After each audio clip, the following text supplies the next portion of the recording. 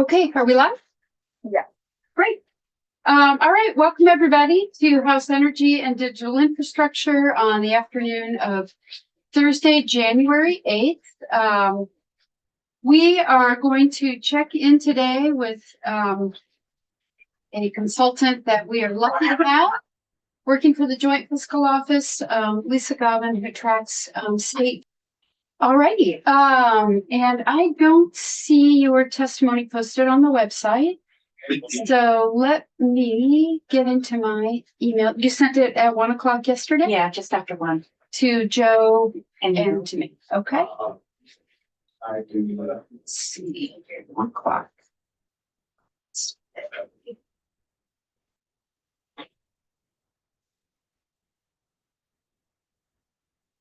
Got it. Okay. I'm going to forward that right now to the committee and to Alex. Alex, I know this is your first time hosting a meeting, so I don't want to overwhelm you. Okay. I'm going to copy you if you have the ability to get it posted right away. That's great. And if that's too much multitasking, it'll be in everybody's inbox.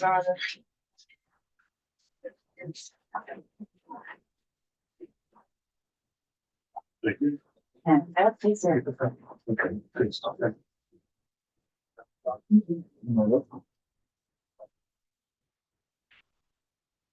hang on guys, I'm just about to send that.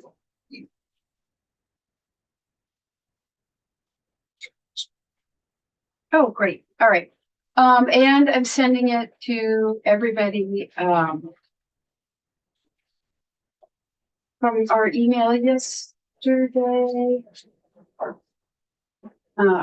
Alex will post to our website.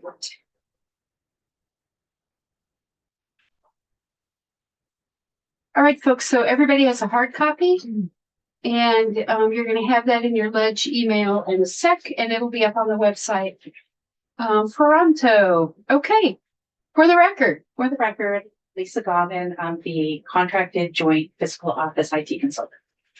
So the document that I put together is really a rehash of a lot of information that was shared with Jai Talk over the summer and the fall. So some of it I thought you all would be that you would find helpful. So for example, I have the summary of all the projects that I'm monitoring. As you know, I don't monitor every IT project. So I've included just some facts about the ones that I thought you all would appreciate having in one central location, things like the total appropriations on the project and some facts. So that's part of the document. Also, other projects of interest that I thought you might want to monitor, including the allocations, like the network project that's underway. So I'm not monitoring that. I haven't reviewed that one, but I thought you'd be interested in that. And then I also listed a summary of the upcoming reviews that we're planning, and we'll talk through those. And then at the very end, one of the things I thought you would really appreciate is a consolidated list of the sources that can inform your oversight.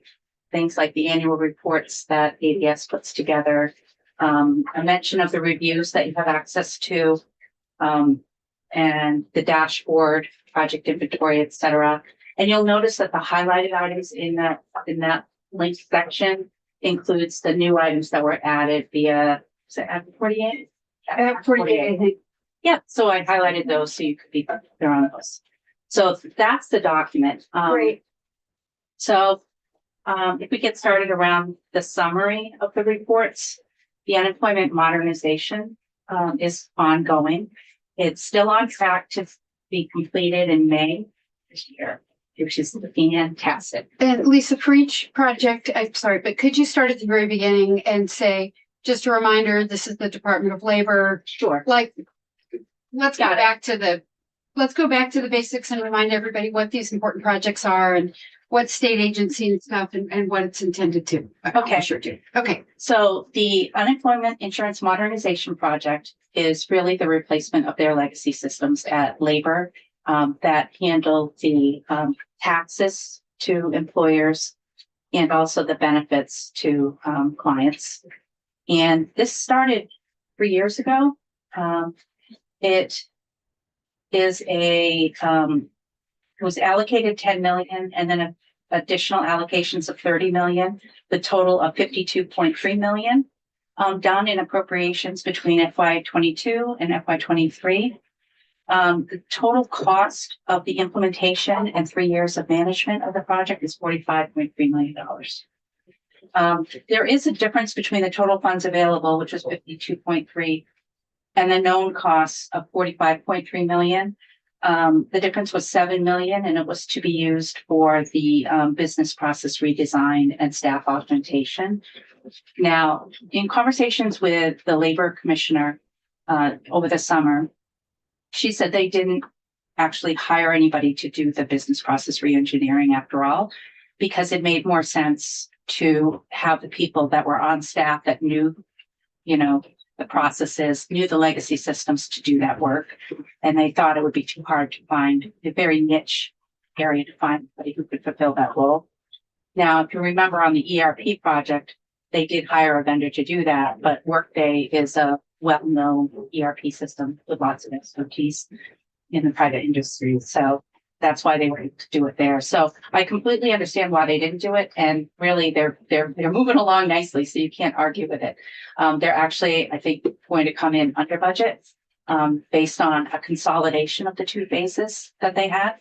If you recall, the very first, their proposed was to do the taxing piece first, launch that, have that go live, and then follow up with the benefits piece. That was actually a finding in my review where I didn't see how they could do that. Not because you couldn't do it with the new system, but because the legacy system was so entwined together, it would be hard to separate those and then still manage the data in it. And they did reach that conclusion early on, and in the end, it saved them money. But it shows an idea of an example of a project where people are reacting to what they're seeing on the ground, making good decisions for the implementation that turn out into the benefit of the project. They're on track. They say they're going to finish in May 2026, the project. For these projects, I noted the current status on the ADS project inventory website that you all have access to is green. So I noted that current status for all projects. The thing to remember when you're looking at what the status is, whether it's on the dashboard or here in this report, is it's not uncommon for projects to jump between those because it's really a status of the current state of the project that the project managers use to manage. So you might see a project head into red for a time, but it's really it's part of a communication for, letting management know, look, we're coming, we have some stumbles here.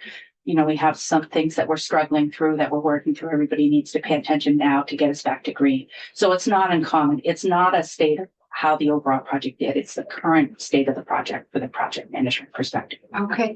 And just to remind committee members, I mentioned this in passing, but we've had so much info, is that, thanks ADS for coming. Yeah. Secretary Riley Hughes is coming in, the day after the governor's budget address. So I think it's on January 3rd. But she is confirmed to come in, that day, I'm pretty sure, to present the ADS annual report and show us the dashboard. And so we'll have a chance to, kind of close the loop and look back at, we took a bunch of testimony last year. We worked closely with ADS to pass a bill. They've changed some of the ways that they're reporting and tracking in response to that bill. And now we get to see the results. So anyway, so thanks to you guys for being here. And that is upcoming. So great. The next project on the next page is the ERP project. If you recall, this is the project from the Agency of Administration, and the main goal was to replace the HR system, the vision system, the budgeting system, which is Vantage, and then 2 legacy systems from the Agency of Transportation, which is STARS, and the Department of Labor, which was FARS. So STARS? FARS, STARS and FARS. STARS and FARS. So now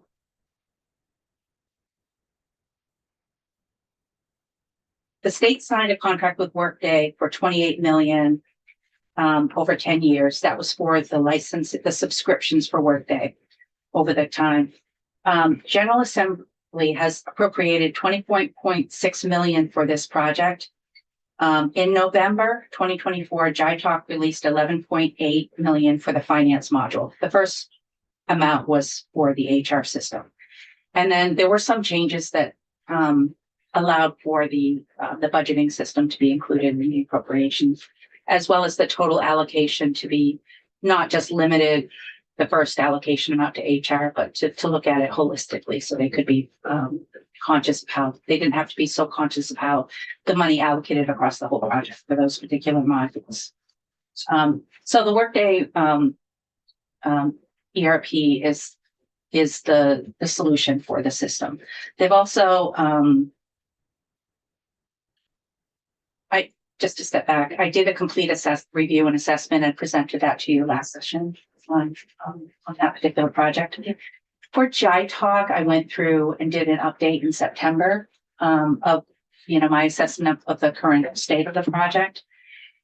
Just to inform you, the ERP, it has two central contracts. One is with Guidehouse, which is the vendor that's implementing Workday, and the other is now with Attain Partners, which covers the business process transformation. So they're working mainly with the AOA staff to really understand the business processes. Attain is the second vendor. The first vendor was IJA, and they left the project as of June of 2025 due to, it was their decision to leave the project. I think there was some financial issues at the company. And so AOA worked to identify a new vendor and brought them on board. It was these things happen sometimes. So from Sean Brown is the deputy secretary of administration. And I've been working with him mostly to understand the business side of the project. And they've contracted directly with the Attain partners. So the former vendor was paid a total of $346K of the $2.3 million project. Attain has a maximum contract of $2.7 million. So, that's up. So you have the differences, the 346 paid to IJA and the 400,000 between the maximum of the contract amounts. So Sean mentioned they did change some of the scope of work within the contract to just sort of tweak it based on their own understanding after going through that first 6 months of the project of what they needed. And when you look at the Attain contract, it includes things like identifying the current state, meaning the existing systems and what they do. One of the things I had identified in the initial review was that the Guidehouse contract was to implement Workday, but usually there's a gap between what existing systems can do and what the new system can do. And I was worried that was not going to be really understood or fleshed out. But this new vendor is doing that particular work. And so during this assessment, it was notable to see the number of gaps that they had identified, the Attain partners and the Guidehouse through that work. And there were some, significant gaps. I think there were, let's see, something, I don't want to say the number, but it was something like 118 gaps, I believe. But only a certain number were identified as critical gaps. There were 21 classified as high and 11 as critical of the 118. Not unusual to identify gaps during a session. Really, this can be as simple as you're going through and you're talking about how you implement it, and somebody say, I don't see where this is happening. They'll write it down, they'll call it a gap, and then they'll confirm it. So that work has been going on. One of the potential, so I went through and I identified the gaps that I found most concerning. And one of the potential gaps was whether or not Workday could be used to replace the Agency of Transportation time management system. So the reason that STARS, which is Agency of Transportation, wasn't replaced when the initial vision implementation was done was because they need to, for a federal requirement, they have to track the data down to a even more granular level than the rest of the state has to. It's the same situation at labor, and I've talked to labor and confirmed exactly what's different. So it's the same level. It's not the same granularity, but it's a level down in granularity than what the state has to track. And so one of the gaps is whether it could replace that time management system. So the time management system is what feeds stars. So the question is, if it can't replace that, then how can Workday, can Workday replace stars? And if you recall in the state independent review, the cost of other states to replace their stars or their FARs range from 25 to 35 million. So it is a concern on whether or not they could or couldn't be replaced. So we're still watching that. That's still unknown. It's listed as a possible gap. But it was important enough that I wanted to mention that to you. Other gaps included that were listed in this were that Workday typically works with third-party payroll systems. So like, trying to think of one. ADP. Yeah, exactly. ADP. And for Vermont, it's the state treasurer's office that is responsible for printing those checks. So there is a risk of whether or not the state specific system can be integrated in the same way that a third party payroll system could. So it's something to watch out for. The other thing I noted that I thought could be more significant was there's a tool that they're using if there's data that they need to link to from Workday to an external system. There's a tool called Prism, and the concern that noted on the state risk log was that there are limits to the number of rows that they can actually use to access that. And sort of the workaround was, well, we could remove access to one system, to one set of data and change it to a new set of data. But it was concerned about how sustainable that would be. In general, if you remember in the initial review, I had concerns about whether or not there was a plan to actually develop the data lake that included things like data classification to control access, et cetera. So you would know how the data should be restricted or move forward. So all of this, these are just, it's like before, just identifying risks. These aren't confirmed risks, but they are definitely concerns that we're watching. The current status of the ERP system, again, this isn't being the project, but it is noted as red. And it's noted that there are just delays in the configuration of the HR system. So again, it doesn't mean it's going to stay red at all, but I'm just sharing based on what it said yesterday. So that's the ERP system. Let me just make sure. So in the document, I included the executive summary, but Sorry, we have a question. Oh. On these systems, are these built from scratch systems, or are they the ones off the shelf and modified? Modified. Yeah. I Yep. have a question. When they go through these business practices, they're kind of evaluating how they do things now and trying to map the new system to the old business practice. Is that what you were? What they typically do when I talk about the business process doing the current state analysis, they'll say, this is all the things we do in the old system. And then there's an assessment on, do we move forward with this particular practice?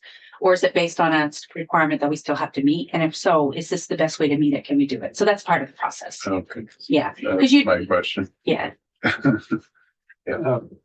I've asked this question before, but I gotta ask it again. These projects are just an astonishing amount of money. Is there any way for you to assess whether these prices are in line with reality, in line with actual costs? The independent reviews do that. And I haven't seen anything that it's out of line. And in fact, one of the things that I noted was that the state didn't ask for nearly enough for this particular project. And part of my concern by just that when you look at the guidehouse contract, it's really about implementing Workday. It's not about, they don't have any role in identifying where the gaps are. That's the other vendor. But it's also a very tightly boxed contract. So you get this many attempts to do this, or it's going to cost you more. So it doesn't seem like a lot of times with the fixed price contracts, you're not as boxed and you have more control over this. And because there wasn't a complete, a gap analysis done by, we need these types of things. These are required components that we need in the new system. This is what Workday does. Where are the gaps? It seems like we won't know what the total cost of the project is until it's done. And the big items that I had identified was the stars and bars, mainly because I know at that time I was writing the analysis that Iowa Department of Transportation had done a Workday implementation, and yet they didn't include their stars system. So to me, that was a warning. Like, wouldn't they have included it if they did? I did ask a follow-up if the state had contacted Rhode Island, because Rhode Island is just finishing up a Workday implementation, and whether they were able to replace their legacy, their labor system and their finance system. And I didn't get an answer to my questions, but what I heard was Workday is open to working with us, and perhaps they can do this and put it in a release, which led me to believe that it wasn't a positive answer, but I don't know for sure. So I did ask the question. Okay. But your sense is that we're getting what we're getting what we're paying for. Yes. And the big challenge on this is going to be in my time and money. If time and money wasn't an issue, I wouldn't have any concerns. And so, Famous last word. because anything can be done. Yeah. I remember, like, one of the things I noted with the state of Rhode Island is they went through a very long process where they worked through the requirements up front, and Vermont didn't have that benefit. I am hopeful that it seems like it's about at this point that their business process reengineering group is identifying where those gaps are and trying to reconcile them with Guidehouse. And the question is, are there any change orders now? At the time when I asked this, there were in September. But we'll be digging in more to that while being respectful of their time and really hoping for the best, because ADS is doing some really good projects with UI. Amazing. And they did the successful DMV project, which closed down successfully, which I'll touch on. So we're they do some really good work, and I'm hoping that this resolves successfully. In the business world, ERP implementations are notorious for time and cost overruns. Yes. Is that the same in the public sector? Are they typically more? And they have the risky highest than rate of failure. the highest rate of failure? Yeah. If you Google it, they do have the highest rate of failure. What's that like? Well, the thing is, they're unforgiving because it's financial and it's government accounting, and there are all these complexities from using a system that was made for the private industry and moving that to a system that does government accounting. There really has to do a hybrid accounting between, the words are escaping me, any accountants here, that it's sort of the real-time accounting versus the based on the dollars spent versus the budget amount. It's challenging. So it's not, these are really hard projects, really hard. And I when you look at how prices have escalated on these projects across other states that have failed, like Utah, Nevada had a failed project after well over $90 million spent, and they pulled the plug during test. They just said, this isn't going to work. So that isn't, I know, then they started over. So it's not, this is the hardest project there in state government easily, that and the IE. And so it's a challenging one. Okay, I guess that's best we can do. Do we have a projected completion date on this? Or is that I think it was, I don't have it unless it's in my back. probably on them? I think it was 3 years originally, but I don't know. Is there anything that this committee can do to tilt the odds of success in the state's favor? Well, I think listen to what they need. I'm not sure in the in the JITOC meetings, there was mention of a need for additional allocations to this project. I don't know if that's going to come up, but it was mentioned during the session. But typically they don't talk about that yet. They'll talk about that in a few weeks.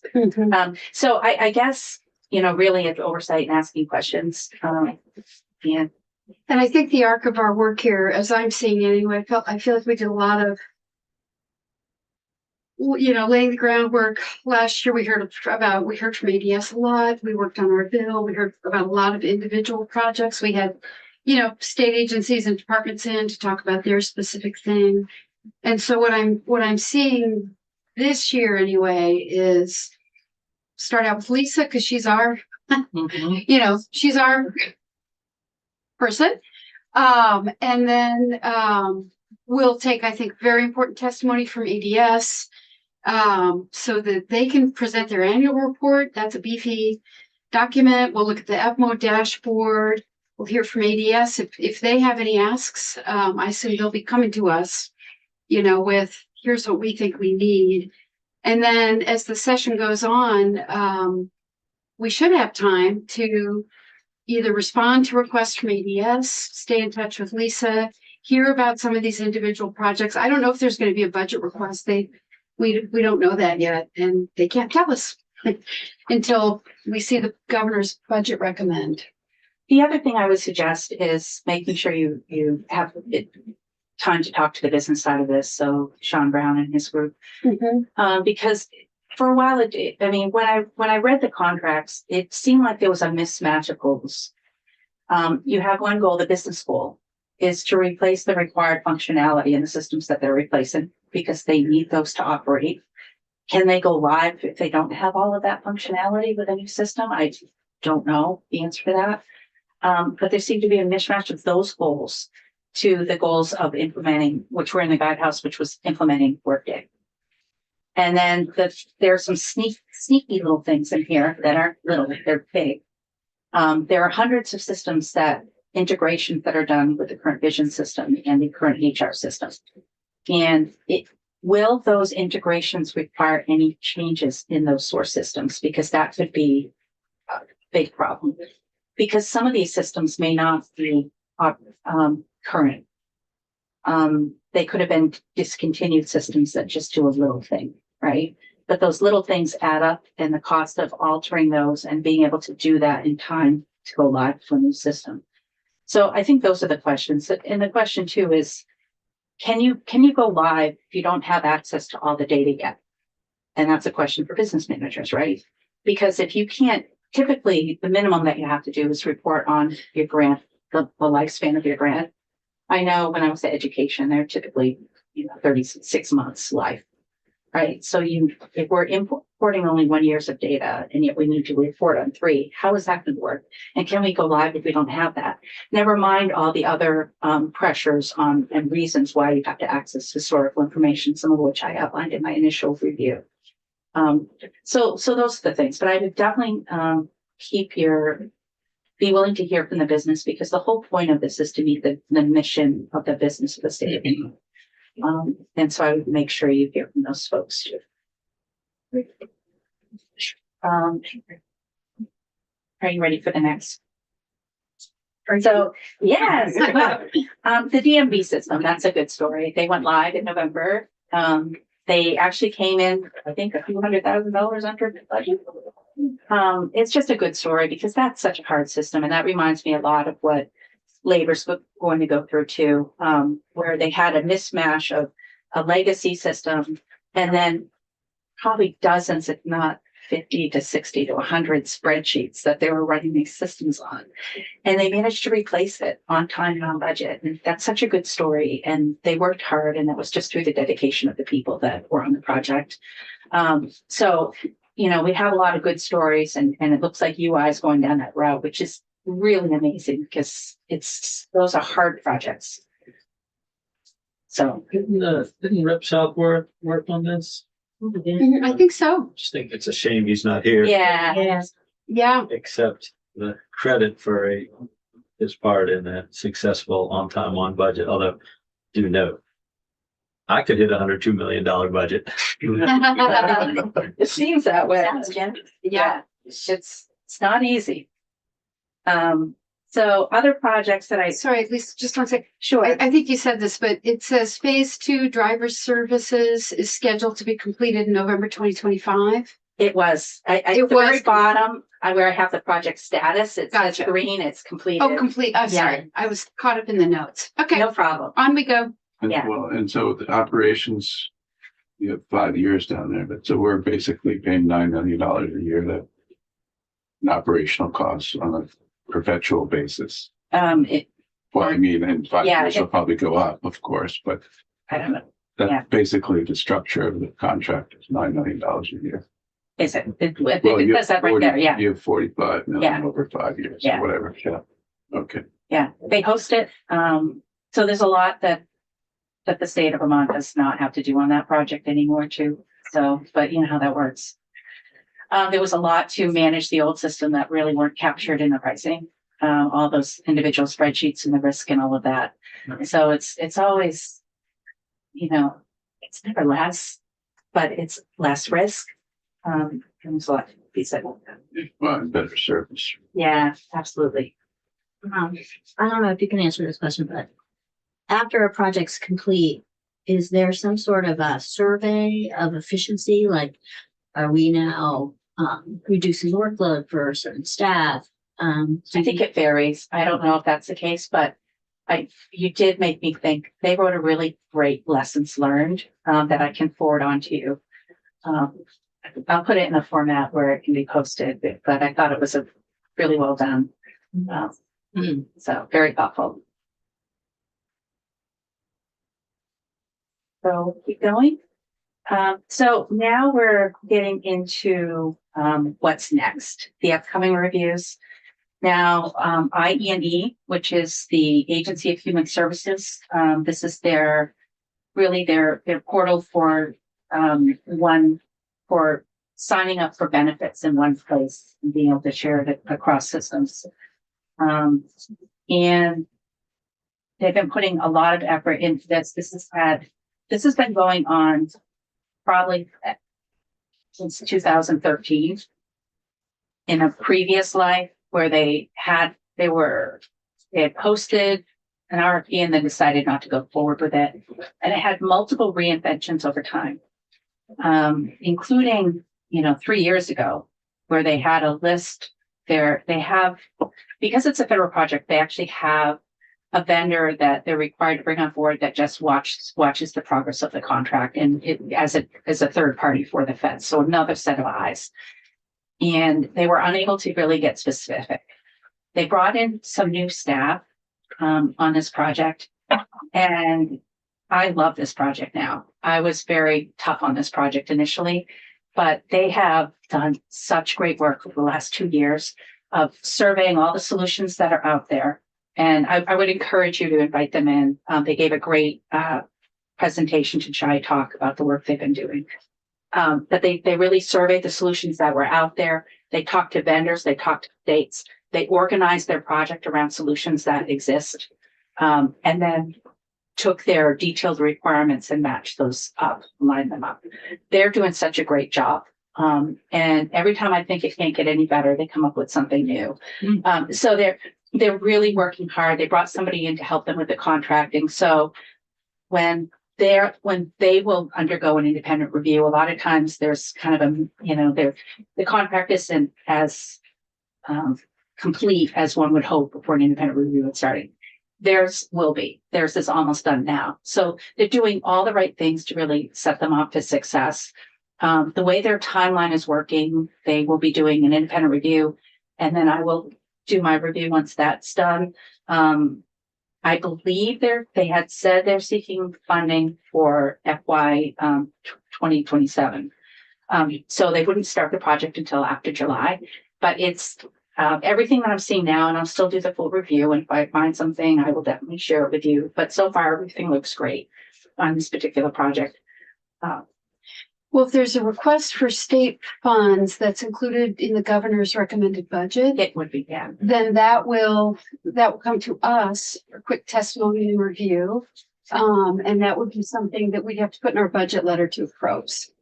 So that's our process. We're not the deciders. But I love that word. But we'll have to write a budget letter saying we heard testimony on this request from ADS and yes, we agree or no, we don't. The only thing that I've noticed that is outside of anyone's control on this particular project is there is a risk if the feds change the state versus federal share percentage. And if that happens during the midst of a contract, it could happen during the midst of a contract. So that's a risk we can't control. It did change on one of the entities before this project was finalized. The state share changed just by a fraction of a bit, not by the entity that's giving them the most money. But that is definitely a risk, but it's something our state can't control. And when you see a project that is so well formed and just has all of those pieces out for success, to really contribute to a successful conclusion, and that it's on a mainframe and they've been trying for so long, it's just they're poised for success, but there are some things they can't control. But we can't. If that happens, there might be other issues for the state. And do you know what the changes that were necessary to comply with federal requirements? All along, there were changes. They were things like they've been doing these projects on the side all along, like trying to think about notifications on whether those were set up in an automated way. Okay. And then there were things like they had clients putting, like during COVID, they had clients entering data on an app that wasn't attached to the actual back end of the app so the staff at AHS would take that information and then enter it into the access system. So it was sort of, a sneaker net strategy that they wanted to eliminate burdens on the clients, which was the right thing to do, but because it wasn't integrated in the back end, that was something they had to correct. Those types of things. Okay. And things like, whether it was compliant with disability rules, et cetera. All right. Yes. So would eligibility for like LIHEAP, is that the kind of thing? A bunch of that, yeah. In this? Okay. Yeah, and I think the way they're setting up the contract is very modular too, so they can complete one piece and then work on the next and have it all integrated. So it's a very responsible way to structure things. Okay. But if you do have a chance to hear from them directly, Yeah. it's a really worth it. So the next system is the CCWIS system. They came in and spoke to you this spring. Department of Families and Children, and they had quite a story. I've never seen a more compelling business case, and I've seen a lot of them because they're working so hard to really benefit children and families, and they're spending a lot of time working on spreadsheets and doing multiple data entry between systems and working really hard. And you can just see what a big difference this type of system would make for them. They did release an RFP. The bid's been evaluated. They're in a similar timeline as ID&E, and you never know what the administration is going to do, whether we'll see that funding requests like they expected. And if they do, I will be doing the review of this particular project too. I'm actually meeting with them next week to get a better understanding of the business side of it, because I have access to what's been done on, the RFP, et cetera. But to talk to them and to discuss the types of support that they're getting.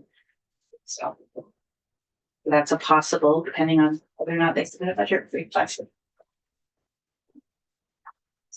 Did we talk about network? That's other projects not monitored. I think I mentioned that. Oh, okay. Yeah. So I didn't do a review on this one, but I knew it was a big enough project that you would probably be interested in asking about the status of it. Okay. So I pulled together some information. The thing to know about this particular project is it seems a bit out of whack around the cost because they're leasing equipment.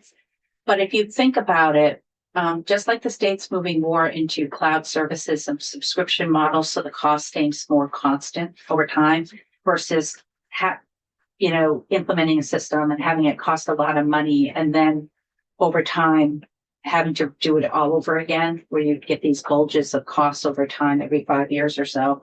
Here, they're leasing equipment, so it's a higher annual cost, but lower overall cost, and I'm sure they can talk to you more about that. So it is consistent with their goal to stay current and stay on systems that are current.